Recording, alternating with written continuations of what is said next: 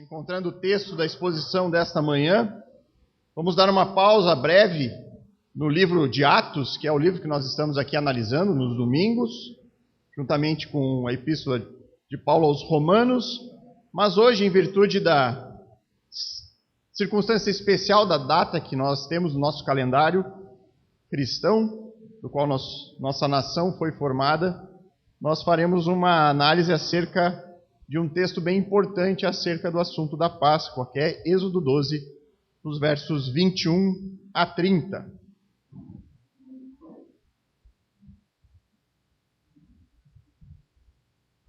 Então, irmãos, enquanto vocês acham aí o texto, apenas dar um contexto em relação a essa data que é tão importante no calendário cristão. Hoje nós celebramos a Páscoa. E eu diria que assim como ocorre no Natal, ainda existe muita confusão sobre o sentido dessa celebração. Conversava até com o pastor Adriano essa semana e nós achamos juntos em consenso de que existe mais confusão acerca da Páscoa do que do Natal em si, do entendimento do que é esse dia. Para alguns, o domingo de Páscoa só diz respeito ao coelhinho, a ovos coloridos e a muito chocolate. No final do dia, a dor de barriga é certa.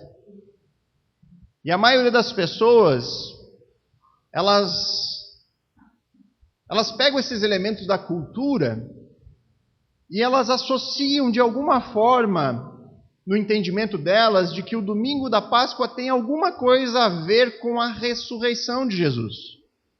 Mas ela não sabe o que dizer sobre os elementos, ela não sabe explicar o porquê do ovo, o porquê do coelhinho, o que tem a ver com a ressurreição de Jesus. Irmãos, biblicamente falando, não há nenhuma conexão entre a ressurreição de Jesus e as tradições modernas que nós encontramos na Páscoa. Não há nada. E aqui, para trazer algo bem resumido a vocês, o que ocorreu na história e o porquê que nós chegamos nesse dia tendo esse tipo de celebração com esses elementos, é que em um determinado momento da história, para tornar o cristianismo mais atraente a não cristãos, aos descrentes, a antiga Igreja Católica Romana, ela passou a celebrar a ressurreição de Jesus em um momento da história, do calendário, onde havia as celebrações dos rituais de fertilidade. Imagino que todos saibam, mas no hemisfério norte, ao contrário de nós, está iniciando a primavera. Enquanto nós aqui iniciamos outono, lá é a primavera. E nestes momentos de início dessa nova estação, é o momento de plantar. Eles faziam as suas grandes plantações, começavam na primavera. Então eles faziam rituais pagãos de fertilidade. E esses rituais é que dão origem aos ovos. É esses festivais da fertilidade que era algo comum no paganismo, que deram origem ao coelho. E isso acabou por se misturar dentro da cultura cristã. Ao impor algo cristão a pessoas que não creem em Cristo, houve ali um sincretismo, uma mistura de elementos. De tal forma que nós chegamos no dia de hoje, onde muitos cristãos vão lembrar da ressurreição de Jesus, mas vão ter ali com eles os elementos vinculados ao paganismo da fertilidade, aos ovos, aos coelhinhos e coisas assim. A Bíblia deixa bem clara que Jesus realmente ressuscitou no primeiro dia da semana, em um domingo. E nós, como cristãos, não vamos discordar que a ressurreição é algo extremamente digno de ser comemorado. Para nós é o evento mais grandioso da nossa religião. De tal forma que o apóstolo Paulo diz que se Jesus não ressuscitou, a nossa fé ela é inútil. Se Jesus não ressuscitou, a gente está aqui perdendo o nosso tempo. É o que Paulo diria em uma linguagem moderna. E embora a gente possa dizer que é claramente adequado nós celebrarmos a ressurreição, isso deve ser comemorado. E isso, como ocorreu num domingo, nós devemos comemorar em um domingo, mas nós, irmãos, nós não devemos nos referir à ressurreição de Jesus como sendo celebrada na Páscoa. Nós celebramos a ressurreição todos os dias. Como cristãos, todo culto que nós nos reunimos aqui semanalmente, nós estamos celebrando a ressurreição. Então não é hoje que nós estamos aqui para celebrar isso. Nós, como cristãos, devemos celebrar isso diariamente nas nossas vidas. Ah, pastor, então é errado, não devemos mais comemorar a Páscoa? Irmãos, no meu entendimento, isso é muito semelhante ao Natal. Nós sabemos que Jesus não nasceu no dia 25 de dezembro. Da mesma forma que nós sabemos que Jesus não ressuscitou exatamente no dia 31 de março, até porque o Natal ocorre em vários dias diferentes, dependendo do calendário. Mas nós devemos aproveitar a data, que é parte da nossa cultura, para pregar a verdade, para anunciar o verdadeiro evangelho. E então, irmãos, de acordo com isso, o meu desejo aqui, nesta manhã de Páscoa, o meu desejo é que você aprenda sobre a verdadeira Páscoa. Que você saia daqui com a compreensão do que é isso biblicamente. E aí você vai chegar à conclusão de que a verdadeira Páscoa tem muito pouco a ver com um coelho, mas tem tudo a ver com um cordeiro. Então o texto que nós veremos hoje, texto de Êxodo 12, versos 21 a 30, vai nos ajudar nisso. Acompanhe comigo a leitura desse texto. Você já abriu aí a sua Bíblia. Êxodo 12, versos 21 a 30. Diz assim a palavra do Senhor. Moisés chamou todos os anciãos de Israel e lhes disse: escolham e pegam cordeiros para a família de vocês, e matem esses animais para celebrar a Páscoa. Peguem ramos de hisopo, molhem no sangue que estiver na bacia, e marquem a viga superior da porta e suas ombreiras com o sangue que estiver na bacia. E que nenhum de vocês saia da porta de sua casa até pela manhã, porque o Senhor passará para matar os egípcios. Quando, porém, enxergar o sangue na viga superior da porta e em ambas as ombreiras, o Senhor passará por cima da porta e não permitirá que o destruidor entre na casa de vocês para matá-los. Portanto, guardem isto por estatuto para vocês e para os seus filhos para sempre. E quando estiverem na terra que o Senhor lhes dará, como prometeu, observem esse rito. Quando seus filhos perguntarem que rito é esse, respondam: é o sacrifício da Páscoa ao Senhor, que passou por cima das casas dos filhos de Israel no Egito, quando matou os egípcios e livrou as nossas casas. Então o povo se inclinou e adorou. E os filhos de Israel foram e fizeram como o Senhor havia ordenado a Moisés e a Arão. Aconteceu que, à meia-noite, o Senhor matou todos os primogênitos na terra do Egito, desde o primogênito de Faraó, que se assentava no seu trono, até o primogênito do prisioneiro que estava na cadeia, e todos os primogênitos dos animais. Faraó levantou-se de noite, ele, todos os seus oficiais e todos os egípcios, e houve grande clamor no Egito, pois não havia casa em que não houvesse um morto. Irmãos, existe uma área dentro do estudo bíblico, uma área muito importante e bastante interessante, chamada de tipologia. Fica a dica, pastor Adriano, se quiser na quarta-feira fazer uma aula sobre tipologia, excelente assunto. O estudo da tipologia bíblica, ele é excelente para nos ajudar a compreender o plano redentor de Deus. Ele é ótimo para isso. Ele nos faz enxergar algo que é teórico de uma maneira muito visível e clara, por meio de histórias que realmente aconteceram no nosso tempo, no espaço, no tempo que nós vivemos no passado e acontece até hoje e um dia se completará. Paulo, ele afirma lá em Romanos 15:4, de que tudo que foi escrito no passado, para o nosso ensino foi escrito. Ele diz, olha, tudo que foi registrado no texto bíblico tem um objetivo: nos ensinar. E aí Paulo está dizendo que tudo que está escrito na Bíblia tem o objetivo de nos dar algum tipo de ensinamento. Ensinamento para nós hoje, que fazemos parte da igreja. Isso nos ajuda a entender algumas passagens, nos ajuda a entender coisas acerca da lei, dos rituais que Deus entregou lá no Antigo Testamento para o povo de Israel. E isso é aplicado de alguma forma para nós hoje na igreja. Sempre que nós lemos qualquer texto, mesmo aqueles textos que nós muitas vezes, nossa, que difícil ler isso, pegamos a lei mosaica, lemos Levítico e nós pensamos, nossa, mas será que tem alguma coisa aqui para mim? Paulo diz, tudo ali foi escrito para nós, para nos ensinar. Tudo, em qualquer texto bíblico, nós encontramos ensinamento. Então, a tipologia, ela nos mostra que no passado, algumas histórias que nós lemos no Antigo Testamento, elas eram sombra de algo que ocorreria de novo no futuro. Esta sombra é o que nós chamamos de tipo. É uma representação pré-ordenada por Deus, que pode representar pessoas, que pode representar eventos, que pode representar instituições.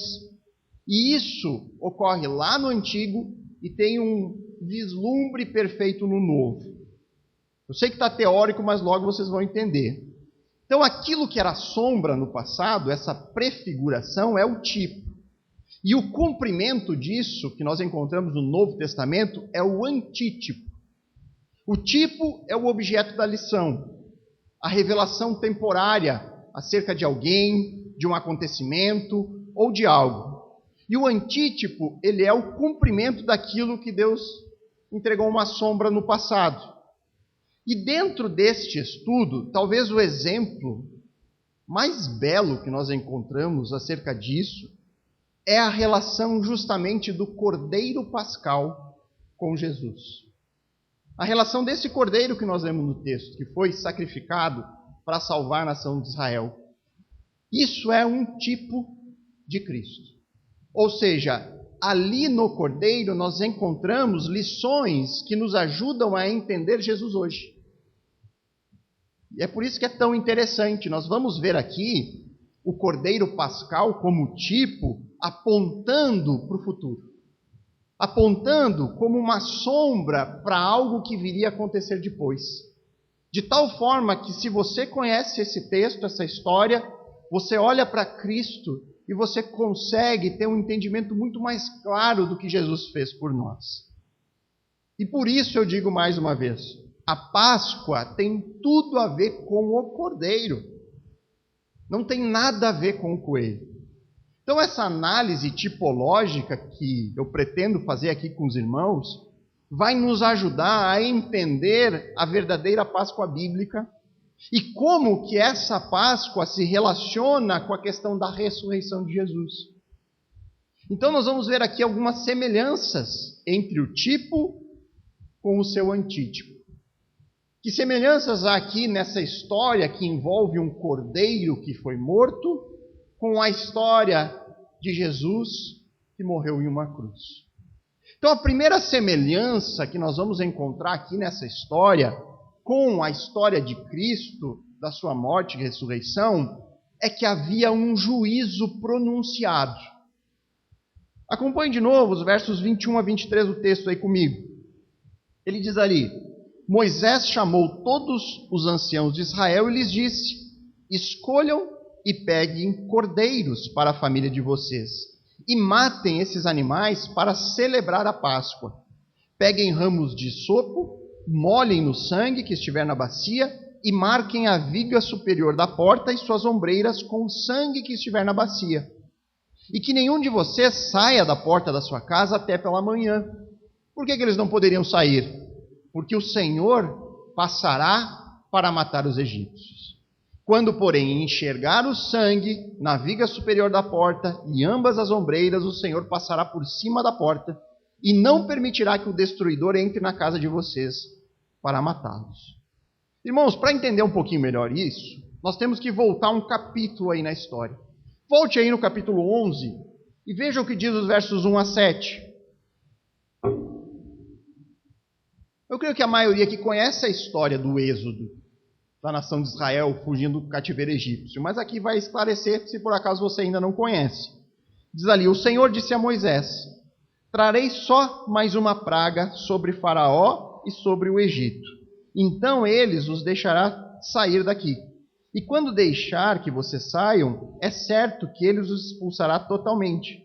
Fale agora aos ouvidos do povo que todo homem peça ao seu vizinho e que toda mulher peça à sua vizinha objetos de prata e de ouro. E o Senhor fez com que o seu povo encontrasse favor da parte dos egípcios. Além disso, o próprio Moisés era homem famoso na terra do Egito, aos olhos dos oficiais de Faraó e aos olhos do povo. Moisés disse: assim diz o Senhor, perto da meia-noite passarei pelo meio do Egito, e todo primogênito na terra do Egito morrerá, desde o primogênito de Faraó, que se assenta no seu trono, até o primogênito da escrava que moe a farinha, e todo o primogênito dos animais. Haverá grande clamor em toda a terra do Egito, como nunca houve antes, nem haverá jamais. Porém, contra nenhum dos filhos de Israel, desde os homens até os animais, nem mesmo um cão rosnará, para que vocês saibam que o Senhor fez distinção entre os egípcios e os israelitas. Então, irmãos, para libertar o povo da escravidão do Egito, Deus, de maneira poderosa, realizou muitos milagres lá. As 10 pragas, as famosas pragas do Egito, 10 castigos foram anunciados. Sendo que o último, o 10º, o Senhor diz que ele passaria pela casa de todos no Egito, e ele mataria todos os primogênitos. E é desse verbo, passar, o Senhor passará, que se origina a palavra Páscoa. Vem da palavra hebraica Pessar, que em hebraico significa passagem. Por isso que é dito no capítulo 12, versos 26 e 27, que quando os filhos perguntarem que rito é esse, respondam: é sacrifício do Pessar, da Páscoa, porque o Senhor passou. Então, Páscoa, o nome Páscoa, é a mesma coisa de que passar. O Senhor passou por cima da casa dos filhos de Israel. Isso significa Páscoa. Essa ação de Deus de poupar os seus filhos e não entrar na casa, mas passar por ela, sem deixar ali alguém morto, um dos primogênitos. Então a história da Páscoa, ela inicia com um julgamento que foi pronunciado. O Senhor disse, por meio da sua palavra: o Senhor passará para matar os egípcios. Ou seja, existe aqui uma sentença de morte que foi anunciada por Deus. E por mais que a gente lê no texto que essa sentença foi direcionada aos egípcios, o Senhor, ele passaria por todas as casas no Egito. Os israelitas seriam poupados apenas se eles confiassem no Senhor, se eles seguissem a sua orientação, se eles fizessem aquilo que o Senhor havia dito. E depois nós veremos isso com mais detalhe. Então a história do Êxodo nos fala de um povo cativo, de um povo escravo, de um povo que estava vivendo debaixo do jugo de uma nação pagã, que estava debaixo de um anúncio de uma sentença de morte pronunciada.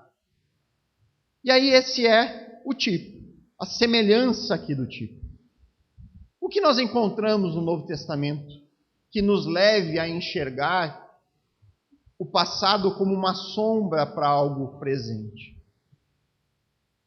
Na exposição do livro de Romanos, especialmente do capítulo 6, que o pastor Adriano encerrou no último culto de ceia, esse capítulo ele trata justamente deste assunto. Ele fala que nós somos escravos, que nós estamos debaixo de um juízo anunciado. Mudam apenas os personagens, mas a trama central é exatamente a mesma. A Bíblia nos ensina que nós nascemos cativos, nós nascemos escravos. Não um escravo de uma nação, não escravos no Egito. Nós nascemos debaixo da força que o pecado exerce sobre nós. Nós nascemos escravos do pecado. Todo ser humano que descende de Adão e Eva nasce nessa escravidão. Isso que explica o mal do mundo. Por que nós não temos paz? Por que ano após ano, você pode perceber, todo final de ano, Réveillon, quais são o pedido do povo? Paz. As pessoas pedem por paz. Por que nós nunca encontramos essa paz? Por que a nossa vida é só feita de conflitos? Que começam em conflitos familiares e se escalam em conflitos nacionais. Por quê? A Bíblia fala o porquê. Porque nós nascemos escravos do pecado. E essa escravidão nos inclina a fazer o que é errado. Nos inclina ao mal. E o problema não é só esse, que nós não encontramos paz aqui no mundo, que a nossa vida é feita de conflitos. Se fosse esse o problema, é um dos menores. A Bíblia fala que como pecadores que somos, e mais uma vez a Bíblia é muito clara sobre isso, Romanos 3, 23 diz que todos pecaram, todos carecem da glória de Deus. Mas ela não para nisso, ela diz, existe um salário para esse pecado. Existe uma justa retribuição para o pecado que nós cometemos. E sabe qual é a justa retribuição do pecado? Encerrou no capítulo 6 de Romanos, 6, 23. O salário do pecado é a morte. E aí você pode perceber como nós temos um cenário incrivelmente semelhante da história do cativeiro de Israel com o cativeiro de todo ser humano em pecado. Ambos escravos. E da mesma forma que nós encontramos a semelhança em relação ao juízo pronunciado, você tem aqui uma sentença de morte que foi entregue a ambos os casos. E aqui talvez choque os ouvidos de alguns. Mas essa sentença de morte, ela está sendo pronunciada pelo próprio Senhor. O Senhor é aquele que executa essa sentença. É duro ouvir isso. É duro ler no texto bíblico que o Senhor passará para matar. Êxodo 12, 23. Não tem como mudar isso. Eu gostaria de poder dizer que era outra coisa aqui. Mas o texto está dizendo, o Senhor passará para matar. É duro. É duro. Mas isso tem o poder de destruir falsas ideias nossas sobre Deus. Tem o poder para destruir concepções equivocadas que nós criamos sobre Deus na nossa mente. Porque assim como Deus aqui no Êxodo diz, o Senhor passará para executar essa sentença, lá no Éden foi Deus quem determinou. Se você voltar lá para o Gênesis 2, você vai ler lá que o Senhor deu uma ordem para Adão e Eva. De toda a árvore do jardim você pode comer livremente, mas tem uma árvore aqui, do conhecimento do bem e do mal, que você não deve comer, porque se você comer no dia dela, você certamente morrerá. Senhor. E aí talvez alguém diga, mas assim Deus se torna o mal da história. Deus se torna o vilão. Talvez na cabeça de alguém. Talvez na cabeça de alguém isso possa acontecer. Mas isso só ocorre quando a pessoa ela não compreende corretamente a história. Isso ocorre quando a pessoa se coloca ela mesma como um personagem central do universo. A história do mundo é sobre mim. Não, nós não merecemos a morte. Nós não merecemos nenhum castigo da parte de Deus, porque nós somos bons. O ser humano, há esperança na humanidade. Mas, irmãos, Em ambos os casos, a sentença do juízo ela é pronunciada como uma consequência da rebelião do coração humano contra Deus. O coração do egípcio está endurecido, em obstinada rebelião contra a palavra de Deus, que ordenou que aquele povo deveria libertar os israelitas. Da mesma forma que no Éden, a sentença de morte ela só ocorreria se o homem desobedecesse ao conselho de Deus. E aí o juízo que é pronunciado nada mais é do que a reação de um Deus santo à rebelião e ao pecado humano. É um Deus santo executando a sua justiça, reagindo contra o mal do homem. A nossa visão sobre Deus muda. Ele é santo. Ele é bom. Ele é perfeito. Não eu, não o egípcio, não qualquer outro. Porque essa história, ela nunca foi sobre nós. Ela é sobre Deus. Ela é sobre a sua glória. Ela é sobre a sua santidade. Então, esse entendimento de que o problema está em nós, de que o salário do pecado, que é a morte, é um salário justo. Isso tem que estar claro. A morte é uma justa retribuição de Deus. E entender isso, irmãos, é fundamental para que a gente possa compreender de que forma Jesus se torna o antítipo do Cordeiro Pascal. Quando nós reconhecemos a nossa incapacidade, é que nós vamos começar a entender o porquê da necessidade de Jesus vir e morrer por nós. Sempre falo aqui, irmãos, muitos cristãos não sabem dizer por que Jesus morreu. Muitos. Muitos não sabem o motivo. Não sabem por que Jesus veio para morrer como a sua principal missão. Entendendo o Êxodo, nós temos um vislumbre e nos dá um entendimento do porquê isso aconteceu. Então, um juízo foi pronunciado, uma pena de morte foi anunciada. Mas, graças a Deus, a história não termina aqui. A história não termina no pronunciamento do juízo, na execução da sentença. Porque antes de acontecer, uma saída foi providenciada. Versos 24 a 27 de Êxodo 12. Portanto, guardem isto por estatuto para vocês e para os seus filhos para sempre. E quando estiverem na terra que o Senhor lhes dará, como prometeu, observem este rito. Quando seus filhos perguntarem que rito é este, respondam, é o sacrifício da Páscoa ao Senhor, que passou por cima das casas dos filhos de Israel no Egito, quando matou os egípcios e livrou as nossas casas.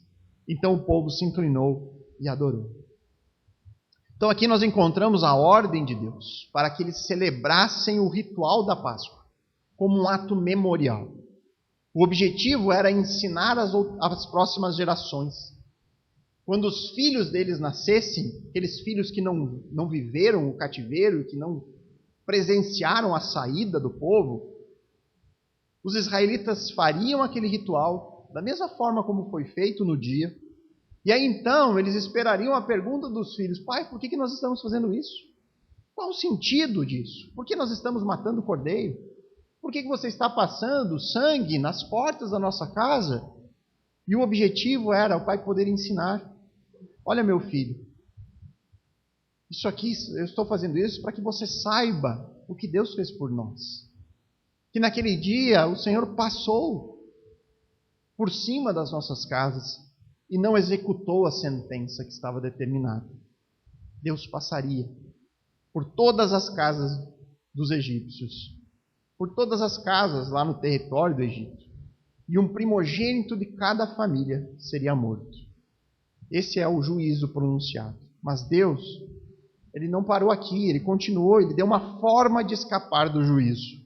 Deus entregou uma forma detalhada do que precisava ser feito. Um sacrifício tinha que ser realizado. Veja o que diz o verso 5 e 7 desse mesmo capítulo 12. Volte um pouquinho. Ele diz ali: o cordeiro será sem defeito, macho de 1 ano, podendo também ser um cabrito.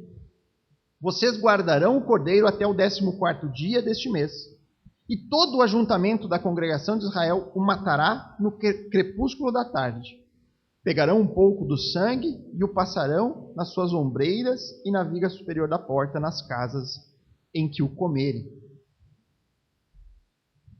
É importante notarmos que todo o caminho para escapar do juízo é entregue pelo Senhor. Deus dá o detalhe do que precisava ser feito. Não existe aqui nenhum tipo de mérito no povo em si. Deus ele indica tudo o que eles precisariam fazer em detalhes, e Ele é aquele que providencia o animal que deveria ser sacrificado. Talvez nós hoje, nós podemos pensar que o cordeiro que foi morto era de propriedade do povo. Então eles estavam ali entregando algo deles. Estou sacrificando aqui um bem, uma propriedade minha. E aí você tem algum mérito. Não, o povo judeu jamais pensaria assim. Os animais pertencem à criação de Deus. É Deus quem dá vida. Então, quando ele requer um cordeiro para ser morto, ele está dando, olha, estou providenciando tudo a vocês. Tudo que está sendo pedido aqui vem de mim. Apenas tenham fé e cumpram o que eu estou pedindo. É um ato da graça. É um favor que os israelitas não mereciam. O povo judeu não foi salvo porque ele era melhor do que os egípcios. O povo de Israel não foi salvo porque eles eram mais bonitinhos, mais inteligentinhos, ou simplesmente por piedade de Deus. Como eles estão sofrendo, vamos salvar esse povo. Não. A libertação que Deus providencia é por conta da sua fidelidade. Deus, na sua fidelidade, ele cumpre com as suas promessas. Volte aí para Êxodo 2.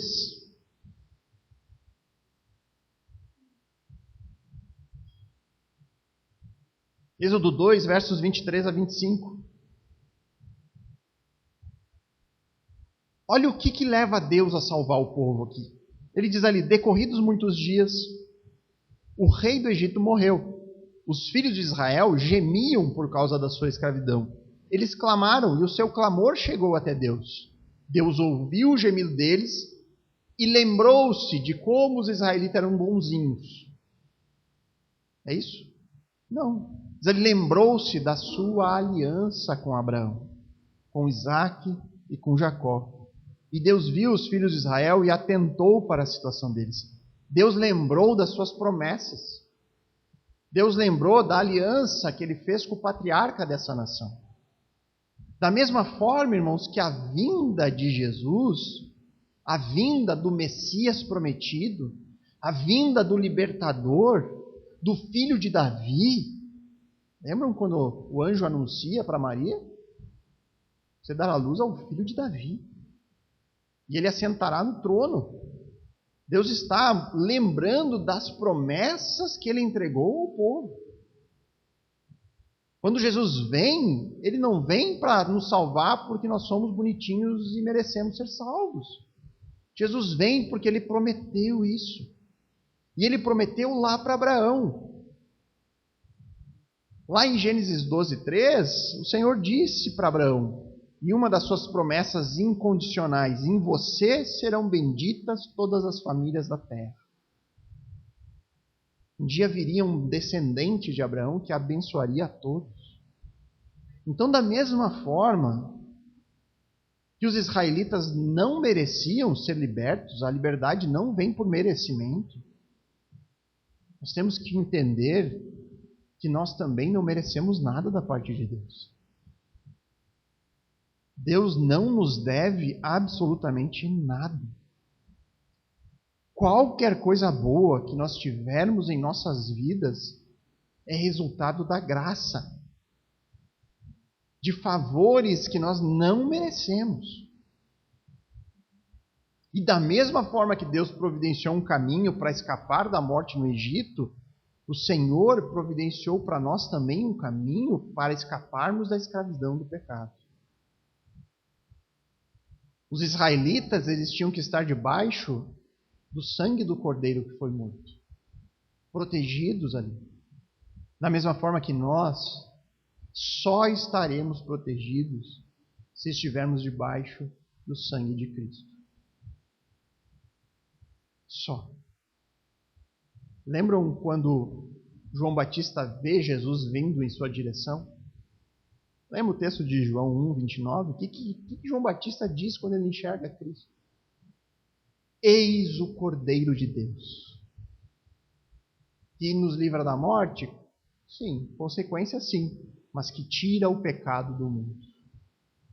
O Cordeiro de Deus. Quando nós entendemos o Cordeiro Pascal, nós entendemos o que é o Cordeiro de Deus. Deus dá o Cordeiro.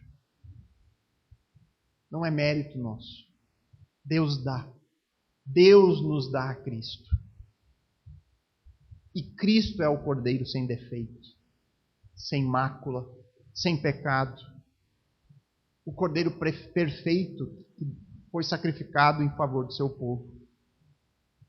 Favor imerecido. Deus não nos dá coisas boas porque nós merecemos, irmãos. Não.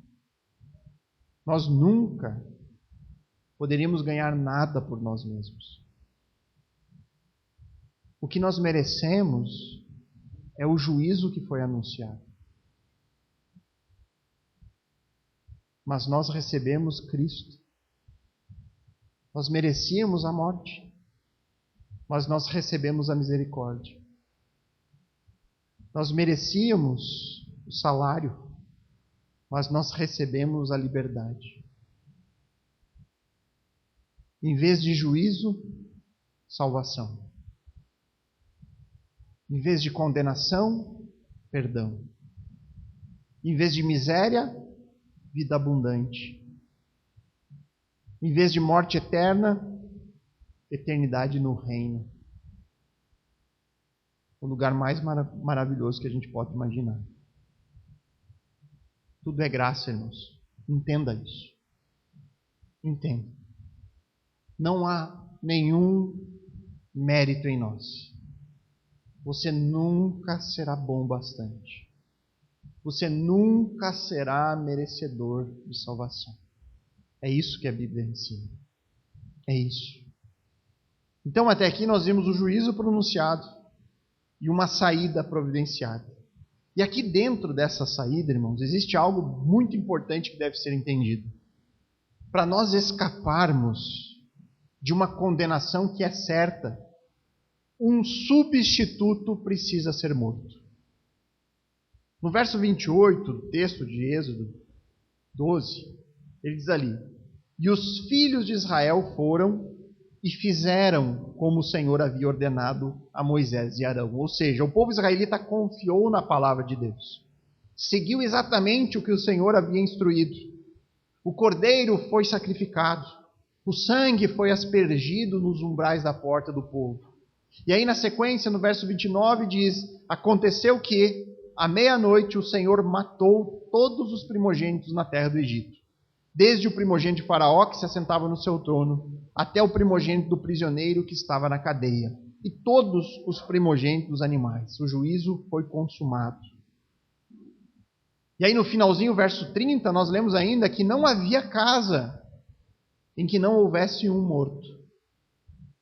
E essa informação é bem importante, irmãos. Em toda casa houve morte. Toda casa. Mesmo na casa do israelita houve morte. Sabia disso? Que até mesmo na casa do israelita teve morte. A diferença é que os descendentes de Abraão confiaram no Senhor e fizeram o que ele pediu. Eles confiaram que a saída de Deus ia dar certo. E aí na casa deles, o cordeiro foi morto no lugar do primogênito.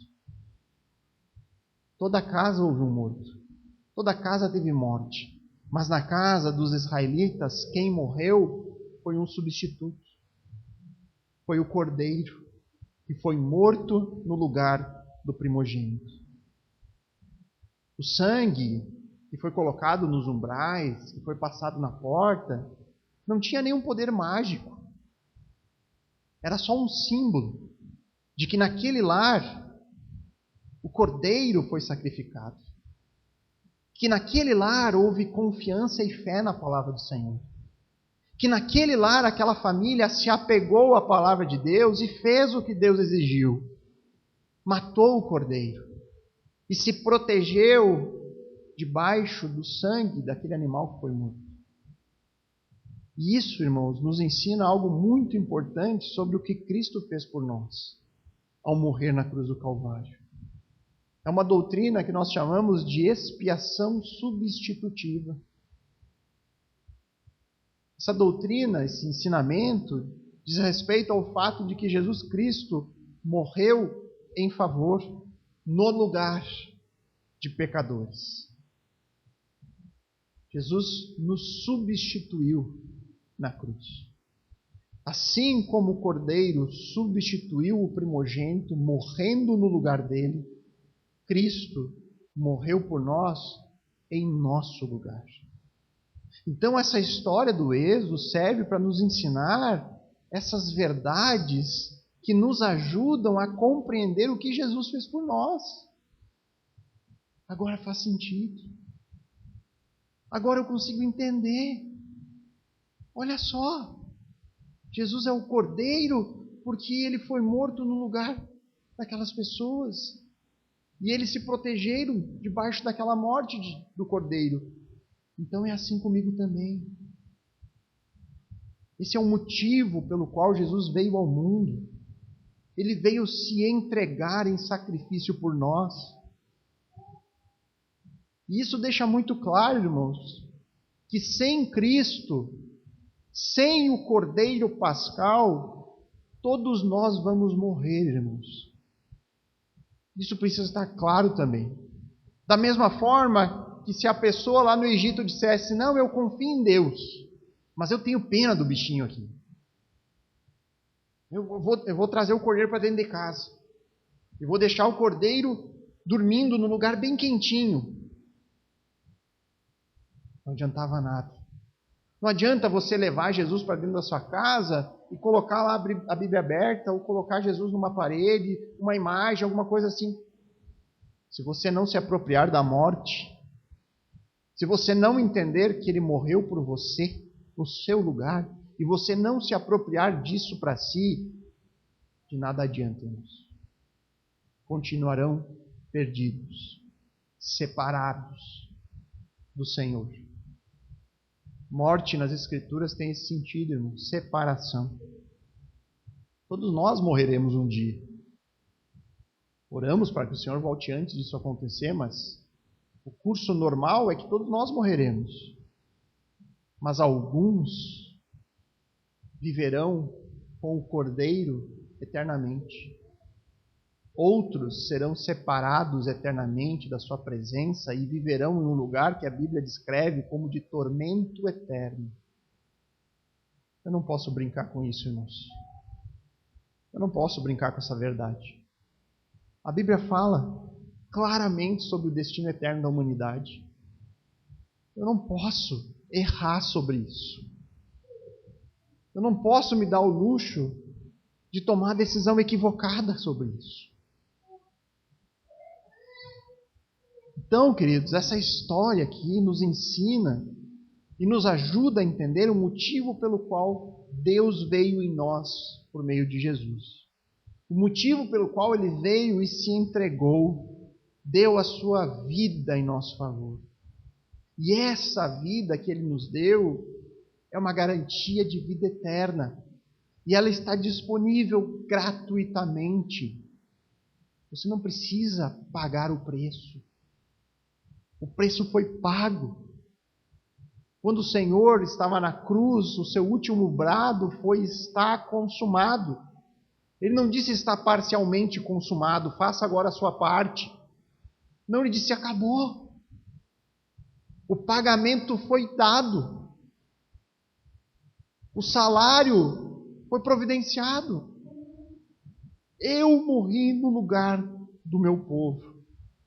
Isso é o que nós chamamos de morte vicária. Jesus morreu no nosso lugar quando ele foi crucificado. Entenda, você merecia estar lá. Porque você é pecador, como eu sou, como qualquer ser humano é. Nós merecíamos o madeiro. E não é a hamburgueria. Tá? É a cruz. A pessoa fala madeiro, tem gente com fome já fica pensando, não, mereço mesmo. Era um hambúrguer bem gostoso. Então, nós merecíamos a cruz, irmãos. Nós merecíamos. Porque nós pecamos, nós nos rebelamos. Mas Cristo vem e toma sobre si a punição. E aqui, para enfatizar isso, eu vou citar alguns textos, irmãos, que falam exatamente isso. 2 Coríntios 5:21, ele diz assim: aquele que não conheceu o pecado, Deus o fez pecado por nós, para que nele fôssemos feitos justiça de Deus. Ele tomou o nosso lugar na cruz como um substituto, é isso que Paulo está dizendo. Nós merecíamos a condenação, mas ele nos fez justos por meio da sua morte. Depois, 1 Pedro 2:24, ele diz: carregando ele mesmo no seu corpo, sobre o madeiro, os nossos pecados, para que nós, mortos para o pecado, vivamos para a justiça. Pelas feridas dele, vocês foram sarados. Mais uma vez, Cristo tomou os pecados por nós. Ele se fez pecado no nosso lugar, ele pagou o preço por nós. Logo depois, Pedro também diz em 1 Pedro 3,18, Cristo padeceu uma única vez pelos pecados, o justo pelos injustos, para conduzir vocês a Deus. O Senhor nos substituiu. E talvez o texto que seja o mais conhecido, que nós até cantamos aqui, uma música inspirada em Isaías 53, lá no verso 5 ele diz: mas ele foi transpassado pelas nossas transgressões e esmagado por causa das nossas iniquidades. O castigo que nos traz paz estava sobre ele, e pelas suas feridas fomos sarados. Você vê como tem uma substituição presente claramente no texto. Transpassado pelas nossas transgressões, esmagado pelas nossas iniquidades. O castigo que ele sofreu traz a paz para nós. Pelas feridas dele, nós fomos sarados. Cristo pagou o preço. E por causa do que ele fez por nós, irmãos, nós temos a oportunidade não só de ter nossos pecados perdoados, mas de vivermos eternamente com eles. Quanto gracioso é isso, irmãos. Quão maravilhoso é isso. Quando você entende o que é a graça, irmãos, isso muda tudo. Sai um peso das nossas costas. Não depende de mim. Eu sou salvo. Claro que eu sou salvo, porque não depende de mim. Se você crê, afirme sempre, você é salvo. Sou salvo, claro que eu sou salvo. Por quê? Porque não depende de mim, porque eu creio naquele que fez tudo o que foi suficiente. Ele pagou o preço de maneira definitiva. O que nós precisamos fazer é apenas depositar a nossa fé, a nossa confiança de que tudo isso que nós aprendemos aqui é verdadeiro, de que a Bíblia é verdadeira, de que essas histórias são verdadeiras, de que o Senhor morreu. E mais uma vez eu enfatizo, irmãos, se você não crê nisso, não é por falta de evidências. Não é. Jamais foi por falta de evidências. Ninguém rejeita a Bíblia porque a Bíblia é um livro que a gente deve desconfiar, porque a história de Jesus é uma história onde não há evidências de que ele existiu. Não é por isso, irmãos. As evidências são abundantes. As pessoas rejeitam Cristo pela rebelião do seu coração, porque elas ainda não entenderam que elas são pecadoras, de que não são boas o bastante e de que jamais elas poderiam ser salvas por si mesmas. Então, irmãos, assim como o povo de Israel precisou confiar no que Deus havia dito, nós também precisamos confiar. Nós precisamos tomar posse, nos apropriar do caminho que foi providenciado. E esse caminho ele é estreito. É somente no Cordeiro, em Jesus. Não existe outro caminho. Não existe uma estrada secundária. Não existe aquela historinha, todos os caminhos levam a Deus. A Bíblia não fala isso. Não havia outro caminho para os israelitas, assim como não há outro caminho para nós sermos salvos. Somente em Jesus. Então entenda, existe um juízo que foi anunciado. Todos pecaram e carecem da glória de Deus. O salário do pecado é a morte. O juízo foi pronunciado. Esta é a má notícia. Você é pecador. Se nunca lhe disseram isso, eu estou lhe dizendo.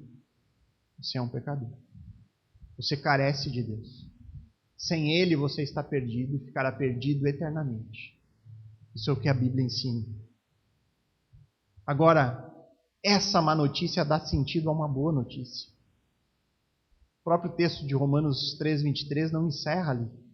Ele diz, todos pecaram, carecem da glória de Deus, sendo justificados gratuitamente, por sua graça, mediante a redenção que há em Cristo Jesus.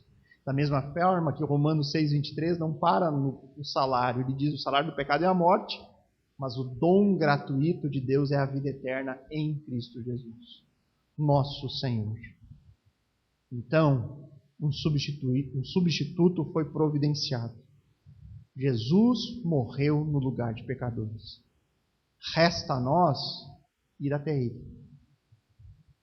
Resta a nós confiarmos nele, nos apropriarmos dessa salvação. Devemos fazer como os israelitas, confiar em Deus, tomar posse do Cordeiro e escapar do juízo vindouro.